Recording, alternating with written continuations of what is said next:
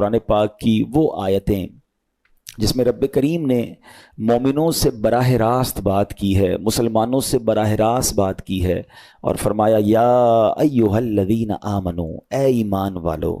वो हमने इंशाल्लाह सीरीज़ को लेके चलना है और हमने उस बयान का या उस टॉपिक का नाम रखा है कुरान की बातें। तो पहली आयत हम कवर कर चुके थे जिसमें नबी पाक अलैहिस्सलातु वस्सलाम की शान बड़े शानदार अंदाज में, सूरह बकरा की वो आयत थी जिसमें हमें ये बताया गया था कि ए ईमान वालों, प्यारे आका से बात कैसे करनी है, उनको राइना नहीं कहना, उनको उन्जुरना कहना है। आज जो हमने आयत पढ़नी है कुरान पाक की, जिस आयत को समझना है, ये भी कुरान पाक की सूरह बकरा की आयत है, पारा नंबर 2 है और आयत नंबर 153 है। ब्यूटीफुल आयत and so many good lessons from that आयत। अब वो आयत कौन सी है? बिस्मिल्लाहिर्रहमानिर्रहीम, या अय्युहल्लज़ीना आमनु इस्तईनु बिस्सब्रि वस्सलाह इन्नल्लाहा मअस्साबिरीन। तर्जमा इसका क्या है? ए ईमान वालो, सब्र और नमाज से मदद मांगो, बेशक अल्लाह साबिरों के साथ है। अब यहाँ बहुत खूबसूरत बातें हमें सीखनी हैं कि सब्र और नमाज से मदद मांगो। कुरान हमें रास्ता बता रहा है कि आपको हेल्प चाहिए तो सब्र और नमाज के ज़रिए आपने हेल्प लेनी है। अब इसका मतलब ये हुआ कि इबादात की अदायगी, गुनाहों से रुकने और नफसानी ख्वाहिशात पूरा ना करने पर सब्र किया जाए। और नमाज चूंकि तमाम इबादात की असल है, अहले ईमान की मेराज है, अल्लाह और बंदे के दरमियान एक ब्यूटीफुल कॉन्टेक्ट है, तो इसलिए इससे भी मदद तलब करने का हुक्म दिया गया है। यह भी याद रहे कि बदन पर बातनी आमाल में सबसे सख्त सब्र है और ज़ाहिरी आमाल में सबसे मुश्किल नमाज है। ये बड़ी अहम बात है। कुछ आमाल वो हैं जिनका ताल्लुक दिल से होता है, इंसाइट होता है। इंसाइट आमाल में सबसे मुश्किल काम क्या है? सब्र करना। और ज़ाहिरी इबादतों में, जिस्मानी इबादतों में सबसे मुश्किल काम क्या है? नमाज पढ़ना। तो ये दो अहम काम दिए गए कि सब्र और नमाज से मदद चाहो। अच्छा, अब हम देखते हैं कि सब्र और नमाज से मदद मिलती कैसे है और सरकार दो आलम सल्लल्लाहु अलैहि वसल्लम का इसमें क्या मामूल था, अब जरा सुनिएगा। अब नबी पाक अलैहिस्सलाम का यही मामूल था। हज़रत हुज़ैफा रज़ियल्लाहु तआला अन्हु फरमाते हैं, नबी करीम अलैहिस्सलाम को जब कोई सख्त मुहिम पेश आती तो आप अलैहिस्सलाम नमाज में मशगूल हो जाते। जब मैं खुद इस आयत की कुछ दिनों पहले तैयारी कर रहा था तो बड़ा एक नया, कहते हैं ना, नया बाब आंखों के सामने खुला कि यकीनन जब हम प्रॉब्लम में आते हैं हम दुआ भी करते हैं, हम लोगों से भी कहते हैं, मगर क्या डायरेक्टली हम नमाज की तरफ जाते हैं?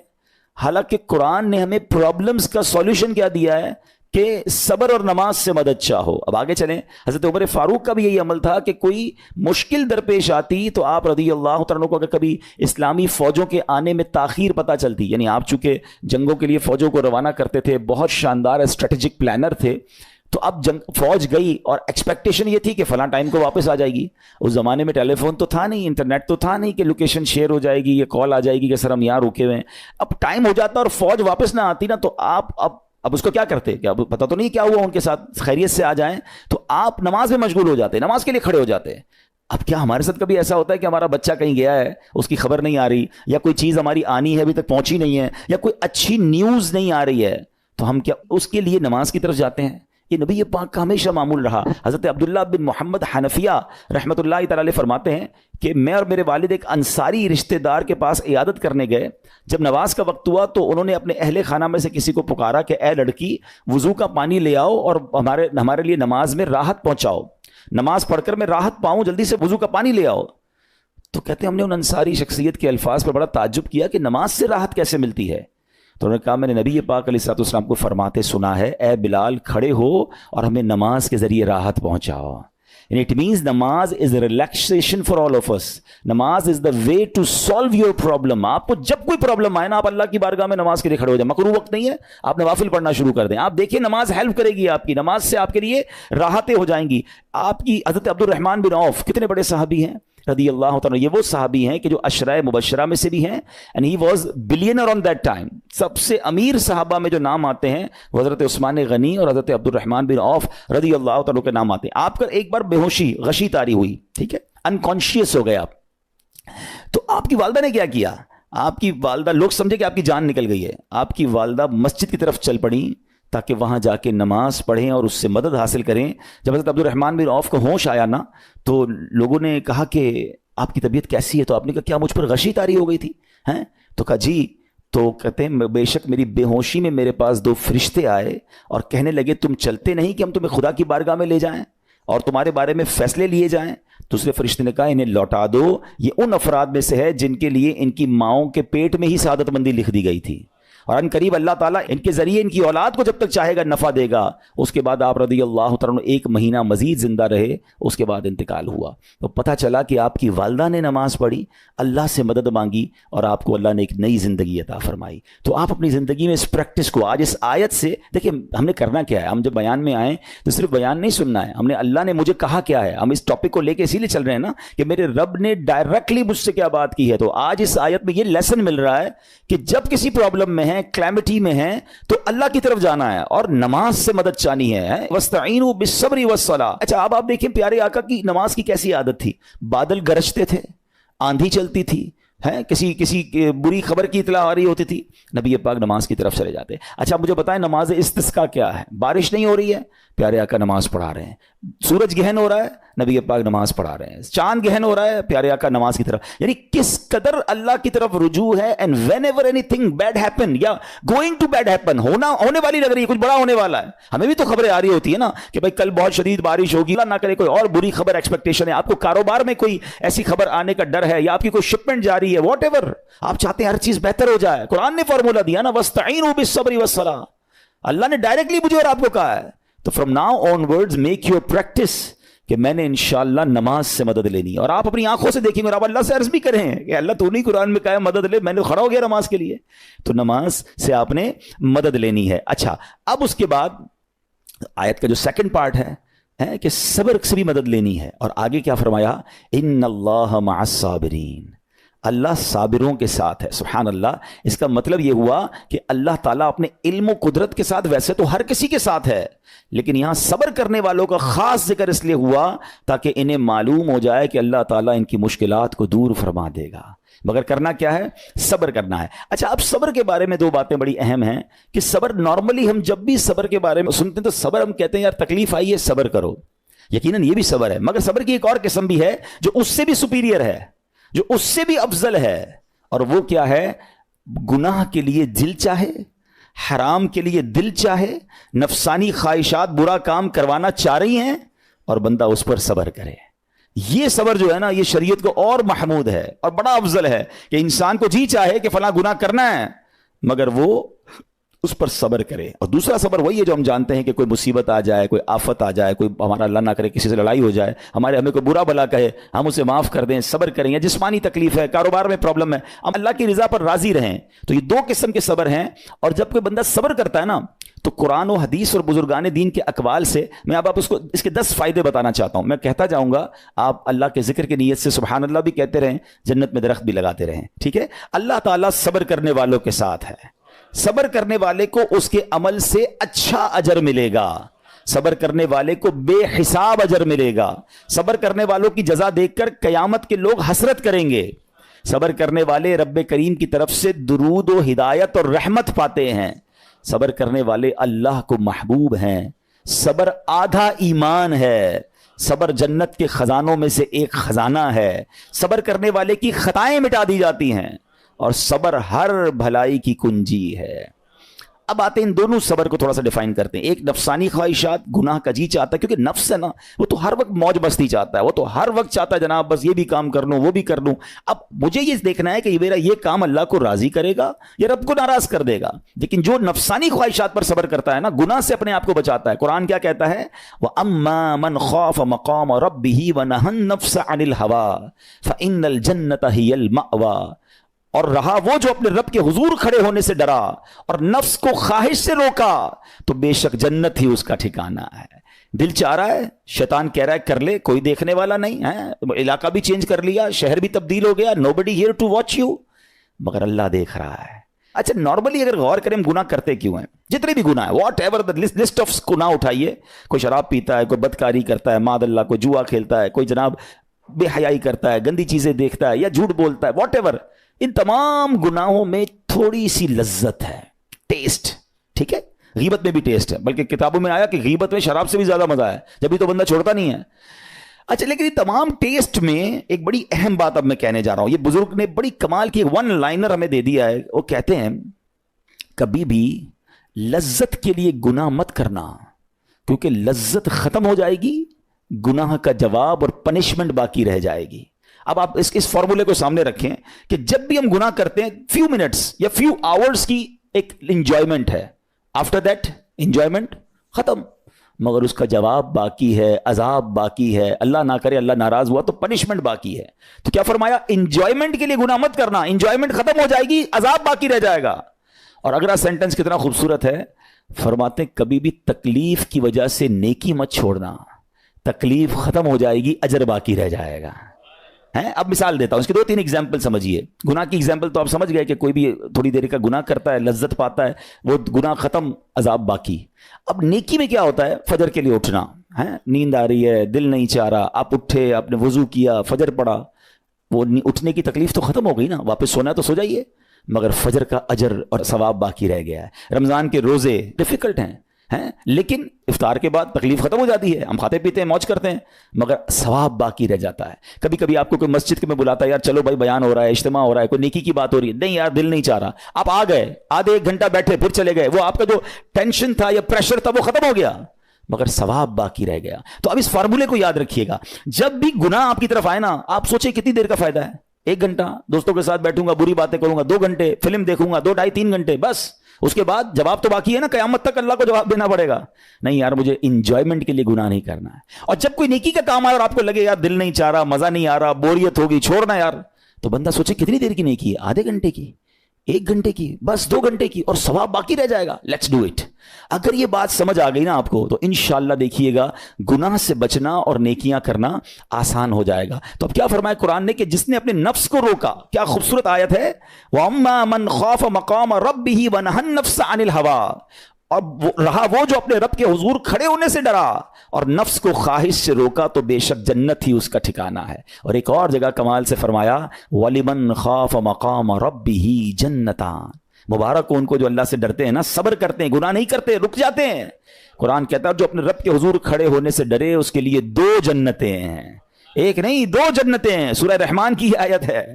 تو پتا چلا کہ نفس کو روکنا یہ آسان بھی نہیں ہے, ہاں دل بہت چاہتا ہے, مگر یہ صبر جو ہے نا, ان اللہ مع الصابرین کا جو معراج ہے, جو ٹاپ آف دا لسٹ صبر ہے, وہ یہ صبر ہے. اچھا اب آتے ہیں ایک اور صبر کی صورت, کہ اب آپ کو کسی نے غصہ دلا دیا, برا بھلا کہا, یا آپ کے مزاج کے خلاف بات ہو گئی, اب آپ نے روکنا ہے اپنے آپ کو. اب غصے کا اظہار نہیں کرنا, لڑائی نہیں کرنی, گالی کا جواب گالی, اینٹ کا جواب پتھر, انگریزی کا مقولہ ہے نا ٹٹ فور ٹیٹ, جیسے کو تیسا نہیں, یہ ہماری شریعت ہمیں نہیں سکھاتی. اچھا آج کل کسی کو کہو نا یار آپ کیوں یار لڑائی کر رہے ہیں, بھائی میں جواب نہ دوں تو لوگ سمجھیں گے کمزور آدمی ہوں, مجھے اپنا روب بھی تو رکھنا ہے, میں بھی تو پتا چلے کون ہوں, اپنا بتاؤں تو صحیح کون ہوں.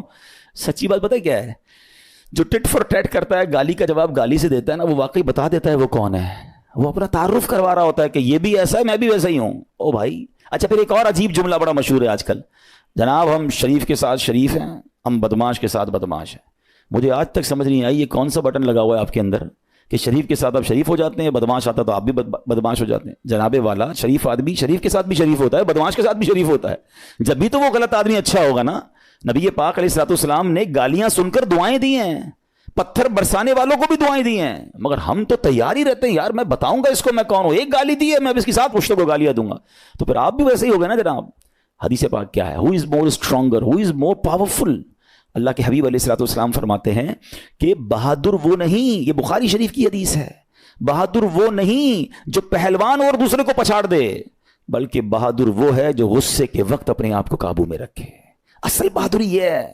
تو اگر آپ نے واقعی صبر سے مدد لینی ہے, ان اللہ مع الصابرین کا مجدہ لینا ہے, تو بدلے نہیں لینا ہے, معاف کرنا ہے. ذرا مل کر میرے ساتھ شب قدر کی دعا دہرائیے گا, اللہم انک عفو کریم تحب العفو فاعف عنی, اللہم انک عفو کریم تحب العفو فاعف عنی, اللہم انک عفو کریم تحب العفو فاعف عنی. واٹ از دا میننگ, اس دعا کا معنی کیا ہے؟ اللہم انک عفو, اے اللہ تو معاف کرنے والا ہے, تحب العفو, معافی کو پسند کرتا ہے, فاعف عنی, اللہ مجھے بھی معاف کر دے. ہم کیا کہہ رہے ہیں اللہ سے, اللہ مجھے معاف کر دے, میرے سارے اگلے پچھلے گناہ معاف کر دے. مگر دیر از اے کوسچن, آپ نے معاف کر دیا سب کو؟ بندہ کہتا نہیں میں تو انتظار میں بیٹھا ہوں, میں تو موقع کی تلاش میں, بس موقع ملے پھر بتاؤں گا میں کون ہوں. ہاتھ میں آ نہیں رہا بندہ, ٹرائی کر رہا ہوں کسی جگہ آ جائے, بس کوئی اس کے پیسے ویسے آ جائیں, کوئی اس کا معاملہ میرے پاس آ جائے, بس پھر دیکھو کیا کرتا ہوں. بیٹھے اس انتظار میں بیٹھے بہت سارے لوگ, کمال ہے یار. یعنی دشمنیاں پالی ہوئی ہیں, رشتہ داریاں کاٹی ہوئی ہیں, دوستوں کے پاس جا نہیں رہے ہیں, میاں بیوی میں لڑائی ہے, ایک سوری کے لیے بیوی گھر بیٹھی ہے, وہ کہتی شوہر سوری کہہ دے تو میں آ جاؤں گی, شوہر کہتا ہے بیوی معافی مانگ لے تو میں لے آؤں گا. ارے بھائی کوئی بھی آگے بڑھ کے معافی کر لو بھائی, اللہ سے معافیاں مانگ رہے ہو, بندوں کو معاف کرنے کے لیے کوئی تیار نہیں ہے. مجھے خود بتائے نا یہ کیسی دعا ہے کہ اے اللہ تو مجھے معاف کر دے, میں نے کسی کو معاف نہیں کرنا. یہ بنتی ہے دعا؟ اللہ سے پتہ ہے کیا کہیں, اے اللہ میں نے بندہ ہو کر تیرے سارے بندوں کو معاف کر دیا ہے, تو سب سے بڑا معاف کرنے والا ہے نا, اللہ تو بھی مجھے معاف کر دے. Look at the way to talk, یہ مزہ ہے نا بات کرنے کا, پھر دعا کرنے کا لطف بھی آئے گا آپ کو. تو دشمنیاں نہ رکھیں, غصے پر قابو پائیں, معاف کریں. ایک حدیث سن لیجئے, لرزا دیتی ہے, ڈرا دیتی ہے. اللہ کے نبی علیہ الصلوۃ والسلام فرماتے ہیں جو رحم نہیں کرتا اس پر رحم نہیں کیا جاتا, حدیث کا خلاصہ ہے, اور جو معاف نہیں کرتا اسے معاف نہیں کیا جاتا. اب بتائیے ہم معاف کرتے ہیں, ہم رحم کرتے ہیں, ہم کہتے ہیں اللہ ہم پر رحم کرے, ہم کسی پر رحم نہ کریں. نہیں ہوگا رحم, پہلے اپنے اندر تو لائیے یہ باتیں. اب ایک آیت سنیے گا اس کے تحت ایک واقعہ, اور پھر میں بیان کو کنکلوڈ کرتا ہوں. اللہ کریم ارشاد فرماتا ہے الذین ينفقون فی السراء والضراء والکاظمین الغیظ والعافین عن الناس واللہ یحب المحسنین. قرآن میں رب فرماتا ہے وہ جو خوشحالی اور تنگ دستی میں اللہ کی راہ میں خرچ کرتے ہیں. یہ بڑی خوبصورت بات ہے, یہ غریب اسلامی بھائیوں کے لیے بھی مدنی پھول ہے. امیر تو خرچ کرتا ہے نارملی, غریب خرچ نہیں کرتا اللہ کی راہ میں. ہمارے قبلہ مفتی قاسم صاحب نے تفسیر قرآن صراط الجنان میں ایک بڑی پیاری بات لکھی. آپ کہتے ہیں پوری دنیا کے امیروں کا سروے کر لینا, ان کی جو پیسے بڑھنے کی ایک وجہ یہ بھی ہوتی ہے کہ وہ کہیں نہ کہیں چیریٹی کر رہے ہوتے ہیں, مدد کر رہے ہوتے ہیں. وہ مدد اور وہ نیکی ان کے پیسے بڑھا رہی ہوتی ہے. اور پوری دنیا کے غریبوں کا سروے کریں تو ان میں سے بڑی تعداد وہ جو خرچ ہی نہیں کرتی اللہ کی راہ میں. کہتے ہیں ہم کیا خرچ کریں, ہم تو غریب ہیں, ہم پر لوگ خرچ کریں. میں آپ کو فارمولہ دے رہا ہوں اور یہ قرآن سے دے رہا ہوں. جو تنگی میں بھی اللہ کی راہ میں خرچ کرتے ہیں, جو خوشحالی میں بھی خرچ کرتے ہیں. آپ تنگی میں آپ روپیہ خرچ کریں, یہ نہیں کہتے آپ 10,000 روپے خرچ کریں, جتنی آپ کی حیثیت. یہ کاروبار ہے, آپ 1 روپیہ دیں گے اور آئے گا, آپ 10 روپے دیں گے اور آپ کسی نہ کسی نیکی کے کام میں خرچ کرتے رہیں, آپ غربت سے باہر آ جائیں گے. If you want to take out yourself from that problem, آپ آئے اللہ کی راہ میں خرچ کرنا شروع کریں. قرآن کہہ رہا ہے کہ جو تنگی اور خوشحالی میں اللہ کی راہ میں خرچ کرتے ہیں. اور اگلا پارٹ کتنا خوبصورت ہے, فرمایا والکاظمین الغیظ والعافین عن الناس, فرمایا اور غصہ پینے والے اور لوگوں سے درگزر کرنے والے. انعام کیا ہے, واللہ یحب المحسنین, اور اللہ نیک لوگوں سے محبت فرماتا ہے. اور پھر ہاں زندگی میں کلیمٹیز, پرابلم, بیماریاں, مشکلیں, قرآن خود کہتا ہے کہ من قریب تمہیں آزمائیں گے. کبھی بیماری آئے گی, کبھی بھوک آئے گی, کبھی مال کم ہو جائیں گے, کبھی ڈسٹربنس آئے گی, خوف آ جائے گا. تو بی ریڈی فار دیٹ, صبر کرنا ہے, کیونکہ اللہ نے فرمایا وبشر الصابرین, صبر کرنے والوں کے لیے خوشخبری ہے. تو اللہ کرے کہ یہ بات ہمیں سمجھ آ جائے اور ہم اس آیت پر عمل کرنے والے بن جائیں تو زندگی بڑی آسان ہو جائے گی. یہاں ایک میں عقیدے کی بات بھی کلیریفائی کر دوں. کچھ لوگوں کو بعض اوقات کنفیوژن ہوتی ہے یا لوگ کنفیوژن کریٹ کرتے ہیں. مجھے ایک بات بتائیے گا کہ اللہ کیا کہہ رہا ہے, وَاسْتَعِينُوا بِالصَّبْرِ وَالصَّلَاةِ, اے ایمان والو صبر سے اور نماز سے مدد چاہو. کیا صبر اور نماز خدا ہیں؟ بتائیے, نہیں ہے نا, اللہ تو نہیں ہے. ہم صبر اور نماز کی عبادت تو نہیں کرتے. تو جب قرآن کہہ رہا ہے کہ صبر اور نماز سے مدد مانگو, تو غیر اللہ سے مدد مانگنے کا درس تو ہمیں قرآن دے رہا ہے. تو اس کا مطلب یہ ہوا کہ اللہ کے سوا کسی چیز سے یا کسی شخصیت سے مدد لینے کا مقصد یہ نہیں ہوتا کہ ہم اس کی عبادت کر رہے ہیں. اگر آج کے دور میں کوئی اللہ کے نبی سے کہتا ہے کہ یا رسول اللہ انظر حالنا, یا بھر دو جولی میری یا رسول اللہ, تو یہاں کوئی شرک کی بات نہیں ہے. کیوں کہ یہاں یہ نیت نہیں ہے کہ ہم ان کو خدا مان رہے ہیں, یا یہ بھی نیت نہیں ہے. ایک بات ایک عقیدہ کلیئر کر دیتا ہوں, پوری دنیا میں عاشقان رسول کا یہی عقیدہ ہے کہ کوئی نبی, کوئی صحابی, کوئی ولی اپنی طرف سے کسی کو کچھ نہیں دے سکتا. وہ سب رب کے محتاج ہیں, اللہ کسی کا محتاج نہیں ہے. جو اللہ کا ہے وہ اس کا اپنا ہے. ہاں اللہ نے اپنے مخصوص بندوں کو کچھ عطائیں کی ہوئی ہیں, کچھ پاورز دیے ہوئے ہیں, وہ اللہ کی عطا سے اگر کسی کو تقسیم کرتے ہیں تو اس میں کوئی پرابلم نہیں ہے. قرآن کہہ رہا ہے اے ایمان والو صبر اور نماز سے مدد چاہو. یہاں ایک اور بات سمجھنی ہے, دنیاوی طور پہ بھی کیا ہوتا ہے کہ آپ کسی باس ہوتا ہے اپنے کسی مینیجر کو پاور آف اٹارنی دے دیتا ہے کہ یہ تمہارے پاس اس پراپرٹی کا پاور ہے, तुम्हारे पास फलां चीज़ का पावर है, वो उस पावर के बिहाफ पर वो काम कर देता है, मगर कोई ये नहीं कहता कि he is the owner, actually he have attorney, he have power of attorney. बिल्कुल हमारा भी अकीदा ये है कि अल्लाह ने अपने कुछ मखसूस बंदों को, अपने प्यारों को कुछ इख्तियारात अता फरमाए हैं, और जब वो उन इख्तियारात पर अमल करते हैं तो एक्चुअली वो अल्लाह ही की अता है। हाँ, दुनिया में अगर कोई ये समझता है कि कोई शख्सियत या कोई बुजुर्ग या कोई अल्लाह वाले अपनी तरफ से देते हैं, रब का इसमें कोई दखल नहीं, तो ये शिरक है, ये बात दुरुस्त नहीं है। हमारा सबका अकीदा ये है कि जो कुछ दुनिया में अगर किसी वली, नबी, सहाबी के पास है वो रब का दिया हुआ है, रब की अता है, रब उनको देता है, रब को कोई नहीं देता। रब के पास जो कुछ है वो उसका अपना है। तो ये कॉन्सेप्ट भी क्लियर होता है कुरान पाक की इस आयत से।